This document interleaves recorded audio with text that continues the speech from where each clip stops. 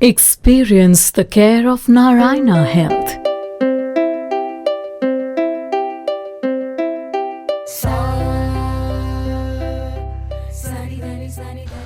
दोस्तों, हमारी डाइट में क्या हो, हम क्या खाना खाएं, क्या ना खाएं, इसकी जो एक जद्दोजहद है हमेशा हमारे दिमाग में चलती रहती है। Welcome to the show let's talk health, Narayana Health का एक इनिशिएटिव हमारी बेटर हेल्थ की तरफ। और आज हम एक बहुत ही इंटरेस्टिंग टॉपिक पे बात करने के लिए आपके साथ आए हैं। जैसा कि आप जानते हैं कि हर दिन मीडिया में हम सुनते हैं कि ये खाइए, ये मत खाइए, ये आपके लिए बेटर है, ये आपकी बेटर नहीं है। फिर हम कई चीज़ें देखते हैं जो वेस्टर्न जो ईटिंग हैबिट्स हैं, ईटिंग स्टाइल्स हैं, उनको कहा जाता है कि वो अच्छे नहीं हैं, कोई कहते हैं कि वो अच्छे हैं। तो हम इंडियंस के लिए, हमारे देश वासी हैं, उनके लिए अच्छी डाइट क्या है, क्या खाना चाहिए, क्या खाने से ज़्यादा खाने से हमें कुछ हार्म हो सकता है, उसके लिए बात करने के लिए हमारे साथ आज जुड़ी हैं senior dietitian Dharamshila Narayana super speciality hospital से पायल शर्मा जी। पायल जी, इससे पहले कि हम इस शो की शुरुआत करें, पहली बात वेलकम टू द शो। अपने बारे में ज़रा ऑडियंस को कुछ बताइए। Thank you, sir, for giving this opportunity. Myself Payal Sharma. I am a senior dietitian in Dharamshala Narayana Super Specialty Hospital. I am having 13-year experience in clinical nutrition and dietetics. पायल जी, आगे बढ़ते हैं। ये कई लोग बोलते हैं balance diet की और एक अच्छी डाइट की। आप मुझे बताइए, हमारे देश के कॉन्टेक्स्ट में, इंडिया के कॉन्टेक्स्ट में एक हेल्दी और बैलेंस डाइट का मतलब क्या है? Yes sir.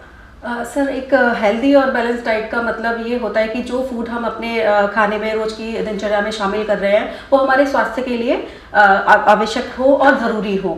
तो जैसे सीधे सीधे हेल्दी डाइट का हमारा जाता है सारे शरीर के स्वस्थ शरीर से उसका रिश्ता होता है, जो कि हमें बीमारियों से रोकने में, उनकी रोकथाम करने में और उनसे उबारने में हमारी मदद करता है। तो एक हेल्दी डाइट हमें बीमारियों से बचाती है, हमें कुपोषण से लड़ने की शक्ति देती है, इम्यूनिटी हमारी बढ़ाती है।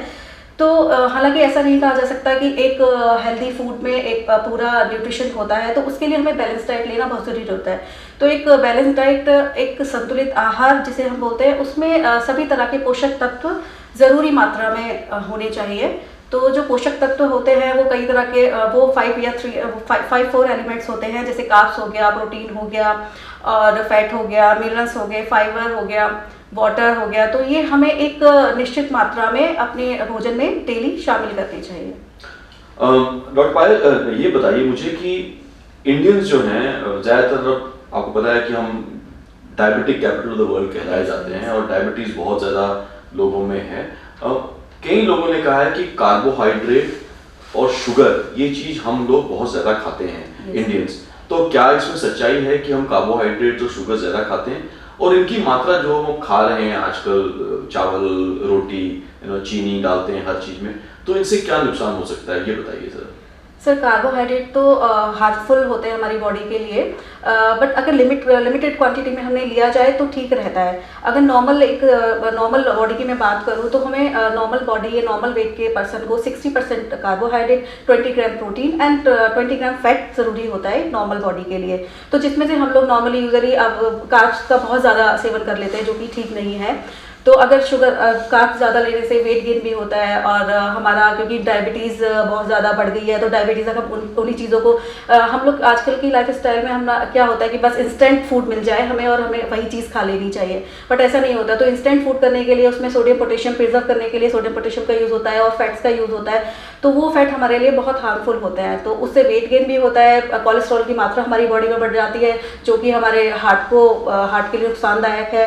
हार्ट अटैक का खतरा उससे बढ़ जाता है, और वेट गेन होने की वजह से काफ़ी चीज़ें बढ़ जाती है। अगर हमें डायबिटीज़ होगी तो ऑटोमेटिकली इफेक्ट हमारी किडनी पर भी जाएगा, तो किडनी की भी डिजीज होने की संभावना उससे रहती है। तो शुगर में भी सेम वही कार्बोहाइड्रेट्स होते हैं। तो शुगर अगर हमें लेनी है तो 20 हम ले सकते हैं। जैसे नॉर्मल शुगर, रिफाइंड शुगर हमें नहीं लेनी चाहिए। अगर शुगर में हम जाते हैं तो हम शक्कर या फिर गुड़ को अपनी डाइट में शामिल कर सकते हैं, उसकी जगह इंस्टेड ऑफ शुगर हम ले सकते हैं, ब्राउन शुगर को ऐड कर सकते हैं सर।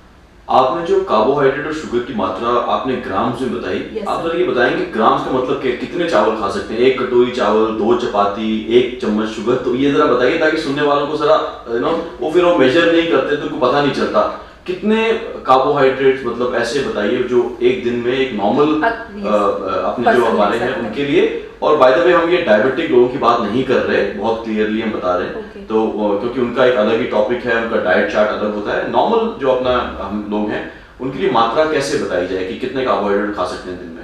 दिन में अगर मैं बात शुगर की करूँ तो 2 चम्मच हमें शुगर लेनी चाहिए। 2 चम्मच मतलब 10 ग्राम्स हमारा हो जाता है, 5 ग्राम की एक चम्मच होती है, तो हम 2 चम्मच से ज़्यादा शुगर हमें अपनी डाइट में नहीं शामिल करनी चाहिए। और 1 कटोरी चावल हम पर डे ले सकते हैं, तो 20 से 25 ग्राम रॉ फॉर्म में, तो उसको हम अपनी डाइट में शामिल कर सकते हैं। चपाती का नॉर्मल अगर हम ले तो गेहूं की चपाती के साथ हम लोग अगर इसमें फाइबर ऐड कर लें, जैसे कि जौ का आटा या बाजरे का आटा मिक्स कर लें, तो उसका थोड़ा ग्लाइसेमिक इंडेक्स कम हो जाता है, कार्ब्स कम हो जाते हैं, तो वो चपाती हम दो खा सकते हैं आराम से। और अगर हम नॉर्मल गेहूं का खाएंगे तो मैं एक ही चपाती सजेस्ट करूँगी, बिकॉज रिफाइंड आटे में बहुत ज़्यादा शुगर होता है, बहुत कार्ब्स होता है।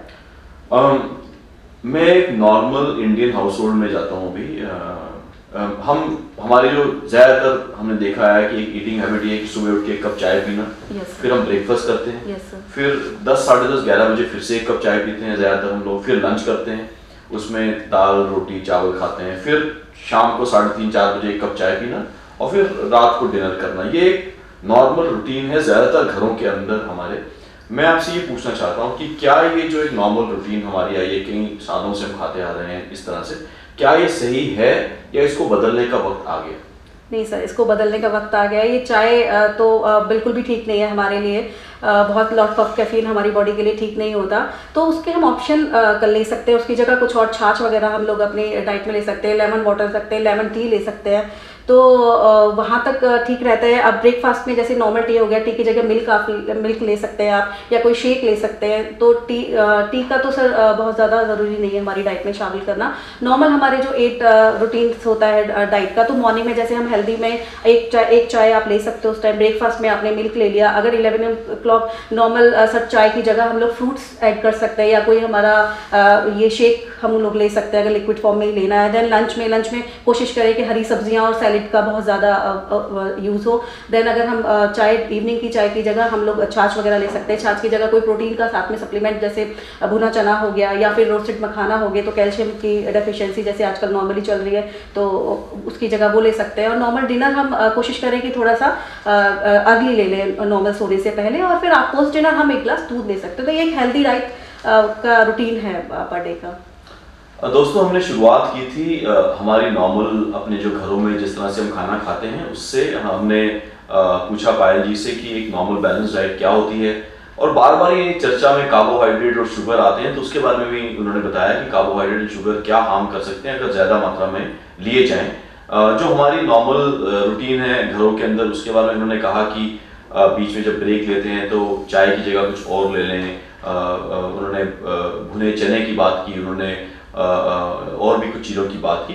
तो अगर आप इनसे कुछ और बात करना चाहें न्यूट्रिशन के ऊपर, डाइट के ऊपर, तो www.narayanahealth.org में जाके पायल जी से आप अपॉइंटमेंट ले सकते हैं, वीडियो कंसल्ट कर सकते हैं, इनसे मिल सकते हैं आके धर्मशिला नारायणा हॉस्पिटल में, या जो स्क्रीन पे इस समय QR कोड नजर आ रहा है उससे हमारा NHCare ऐप डाउनलोड कीजिए, उससे भी आप पायल जी से अपॉइंटमेंट लेके इन बातों में कुछ और डिटेल में अगर चर्चा चाहें तो इनसे कर सकते हैं। पायल जी, हमने कार्बोहाइड्रेट और शुगर को कहा कि ये ज़्यादा नहीं खाने चाहिए और हम ज़्यादा खा रहे हैं। हमने ऑल्सो अपने जो रूटीन है उसमें थोड़े बदलाव की आपने बात कही। तो अब हम चलते हैं प्रोटीन और फाइबर के ऊपर। ये बार बार फिर से किताबों में, हर टीवी सीरियल में सब लोग कहते हैं प्रोटीन ज़्यादा खाइए, हम प्रोटीन कम खाते हैं, और फाइबर लीजिए, फाइबर लीजिए, फाइबर लीजिए। तो आप पहली बात तो बताइए कि प्रोटीन और फाइबर कितने खाने चाहिए कम से कम हमें, और जो नॉन वेजिटेरियन खाना खाते हैं और जो वेजिटेरियन है टोटल, उनको प्रोटीन और फाइबर पहले बताइए कैसे मिल सकता है, किस खाने में मिल सकता है? तो मैं बात करूंगी प्रोटीन की। तो प्रोटीन जो होता है, प्रोटीन का फर्स्ट ऑफ ऑल जो बॉडी में हमारा वर्क होता है वो बॉडी बिल्डिंग का काम करता है, हमारे टिश्यू की रिपेयरिंग करता है। तो प्रोटीन हमने अपनी नॉर्मल आइडियल बॉडी वेट के according 20 gram protein per day हर 1 पर्सन के लिए बहुत ज़रूरी होता है। तो प्रोटीन का अगर मैं लेके चलूँ तो नॉर्मल, अगर नॉन वेजिटेरियन का तो काफ़ी सोर्सेज हैं प्रोटीन लेने के। चिकन हो गया, फिश हो गया, रेड मीट तो सर थोड़ा अवॉइड करना चाहिए बिकॉज ऑफ उसमें बहुत ज़्यादा कोलेस्ट्रॉल होता है।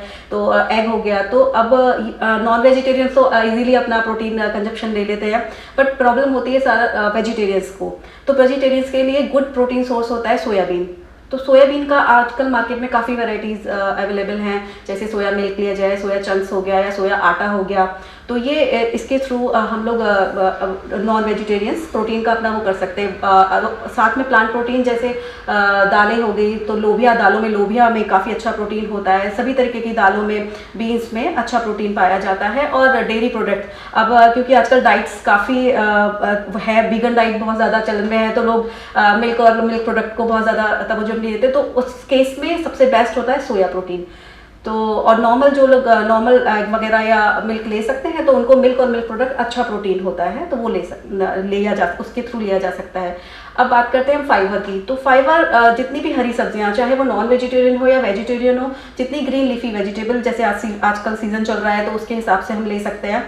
तो जितनी हरी सब्जियां हम अपने खाने में लेंगे, सब में बहुत अच्छा फाइबर होता है। देन उसके साथ हम सैलेड अपने एवरी मील मीन्स लंच और डिनर, इसको शुरू करने से पहले अगर हम फुल प्लेट सैलेड खाते हैं तो हमारे लिए बहुत अच्छा होता है। और जैसे हम काफ़ी टाइम होता है, हम हंग्री फील कर रहे हैं, बहुत भूख लग रही है, तो हम क्या करते हैं, अनहेल्दी फूड को उठा के ले लेते हैं कि बर्गर खा लिया या फिर ये इंस्टेंट कुछ ले लिया। तो उससे बेटर होता है कि हम लोग अपना फ्रूट या सैलेड लें, तो दोनों में ही बहुत अच्छा फाइबर होता है। उससे सैटिस्फाई फीलिंग भी होती है कि पेट भर जाता है उससे। तो फुल प्लेट सैलेड हमें पर डे अपने मील से पहले लेना चाहिए। आपको 3 छोटे छोटे क्वेश्चन पूछूंगा, ये कॉमन डाउट्स हैं सबके मन में। पहली बात, हमारे इंडियन कंडीशंस के लिए तेल, सबसे अच्छा तेल घरों में कौन सा इस्तेमाल करना चाहिए, इसके बारे में बताइए। घरों में अगर मैं नॉर्मली बात करूँ तो सरसों का तेल काफ़ी अच्छा होता है। तो सरसों का तेल हम लोग अपने नॉर्मल खाने में यूज़ कर सकते हैं। और देशी घी भी हम यूज़ कर सकते हैं, पर देशी घी सीमित मात्रा में हमने यूज़ करना होता है। कि अगर मैं कहूँ आपको तो 2 चम्मच देशी घी पर डे हम यूज़ कर सकते हैं, और बाकी सरसों का तेल हम लोग यूज़ कर सकते हैं। डालडा, बटर, ये हमें बिल्कुल भी यूज़ नहीं करना। नारियल तेल बिल्कुल भी यूज़ नहीं करना होता।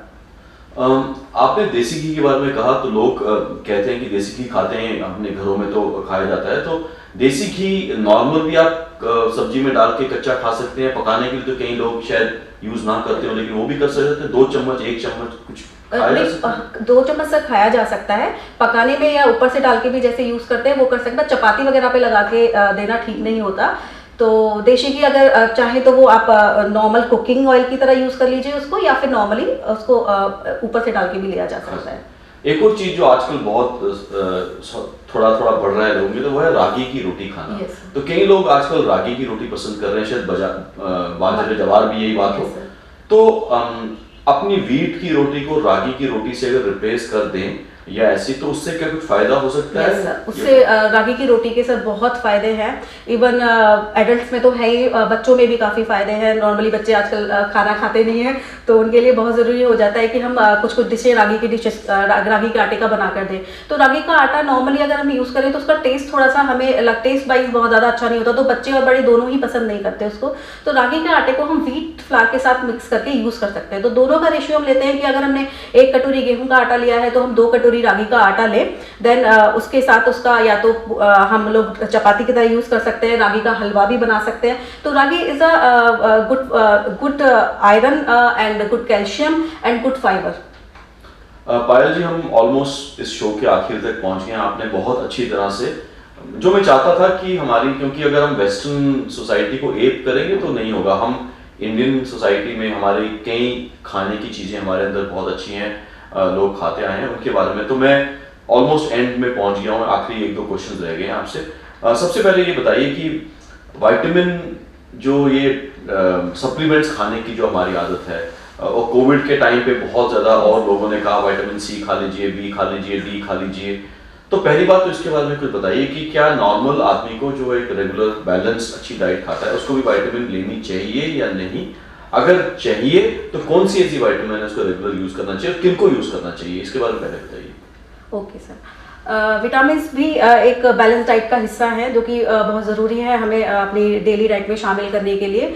तो ज़रूरी नहीं कि हम उसे सप्लीमेंट के तौर पर यूज़ करें। एक नॉर्मल स्वस्थ आदमी के लिए अगर वो बैलेंस डाइट ले रहा है, डाइट में विटामिन्स ले रहा है, तो ज़रूरी नहीं कि वो सप्लीमेंट का यूज़ करे। अब विटामिन्स हम कैसे लें? अगर विटामिन्स हम फ्रूट्स और वेजिटेबल से हमारा इसमें जाता है, तो सारी तरीके की विटामिन्स बहुत ज़रूरी होती हैं। ज़रूरी नहीं कि हम खाली ग्रीन वेजिटेबल्स खा रहे हैं तो हमने ए ले लिया, या फिर हम एग और मिल्क ले रहे हैं तो डी या बी ले लिया। तो हमें सारी विटामिन्स लेना बहुत ज़रूरी है, जिसके लिए हमें हरी सब्जियां और फलों को अपनी डाइट में रेगुलर लेना चाहिए। देन विटामिन डी के लिए हमें मिल्क एंड मिल्क प्रोडक्ट अपनी डाइट में शामिल करने चाहिए। इफ़ इन केस अगर बहुत ज़्यादा डेफिशिएंसी किसी चीज़ की है, तो स्पेशली फिर फिजिशियन से जाके मिलके उनसे डिस्कस करके सप्लीमेंट का यूज़ करना चाहिए। अदरवाइज नॉर्मल बॉडी के लिए अगर हम डेली अपनी डाइट में फ्रूट्स और वेजिटेबल्स लेंगे तो उससे कंप्लीट हो जाएगा।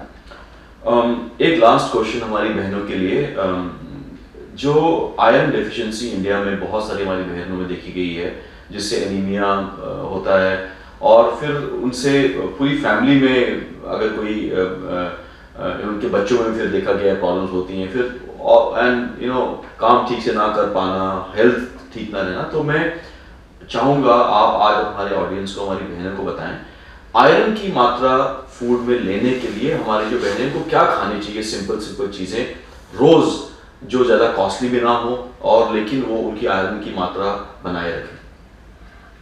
नॉर्मल अगर इंडियंस में कहें तो महिलाओं का बहुत ज़्यादा घर में भी आमतौर पर जो घर में है या ऑफिस जाती हुई महिलाएं हैं, उनमें डेफिशिएंसी बहुत कॉमन हो गई है कि आयरन, क्योंकि वो अच्छे से ऑफिस जाने वाले भी बहुत ज़्यादा अच्छे से खाना नहीं खा पाते, घर में वो घर की वजह से भी खाना नहीं खा पाते। तो मैं यही उनको कहना चाहूँगी कि हरी सब्जियाँ जितनी ज़्यादा से ज़्यादा हो सके वो अपनी डाइट में लें। और जैसे गाजर हो गया, गाजर को अच्छे से उसका सूप बना के, गाजर के साथ चुकंदर का भी इस्तेमाल किया जा सकता है, या फिर दोनों तीनों का कॉम्बिनेशन ले सकते हैं हम। चुकंदर हो गया, पालक हो गया, गाजर हो गया, इसका सूप ले सकते हैं। इसका सैलेड वो अपनी डाइट में शामिल करें। काला चना जो कि आसानी से मिल जाता है नॉर्मल घरों में, तो काले चने का वो सूप टाइप में भी पी सकते हैं, या फिर स्प्राउट्स टाइप में भी यूज़ कर सकती है, या चने की रोटी का भी इस्तेमाल किया जा सकता है। और चने के जैसे नॉर्मली हम घर में चने के आटे का लड्डू या ये भी बना लेते हैं, तो वो बहुत ज़रूरी रहता है उनके महिलाओं के लिए। और फ्रूट्स का अगर सेवन हम कर सकते हैं, तो जैसे एप्पल हो गया, तो एप्पल का पर डे अगर एक एप्पल खाएं तो उससे भी हमारा आयरन बैलेंस रहता है बॉडी में। गुड़ और चना कई बार लेडीज को बताया जाता है खाने के लिए कि, तो मैं अगर ये कहूँ कि डायबिटीज वगैरह नहीं है उन्हें, तो गुड़ और चना भी क्या खाया जा सकता है? नॉर्मल भुना हुआ गुड़ और चने के साथ, सॉरी, भुना हुआ चना और गुड़। यस सर, गुड़ is the rich source of iron. तो गुड़ बहुत अच्छा है, आजकल नॉर्मली हर जगह मिल ही जाता है इजीली। तो शक्कर और गुड़ को हम चने के साथ मिक्स करके भी ले सकते हैं, और नॉर्मली भी गुड़ को वो जिस भी फॉर्म में खाना चाहें तो खा सकते हैं। दोस्तों, पायल जी ने आज एक बहुत ही अच्छी तरह से हमें बहुत सिंपल चीज़ें जो हमारे इंडियन कॉन्टेक्स्ट में वैलिड हैं और उनके बारे में बताया। हमने अच्छी बैलेंस डाइट से शुरुआत की, हमने कार्बोहाइड्रेट्स और शुगर को कम करने के लिए उन्होंने सजेशंस दी, फाइबर और प्रोटीन की मात्रा बढ़ाने की उन्होंने सलाह दी। विटामिन डेफिशिएंसी जब तक ना हो तब तक नॉर्मल खाना अगर बैलेंस खाया जाए तो उनमें विटामिन्स में मिल जाते हैं। और उन्होंने जो हमारा खान का पूरा एक सुबह से लेकर शाम तक एक टाइम टेबल हम नॉर्मल इंडियन फैमिली में बना हुआ है, उन्होंने कहा कि कुछ चीज़ें अगर खा लें चाय की जगह तो उसमें भी बहुत अच्छा होगा।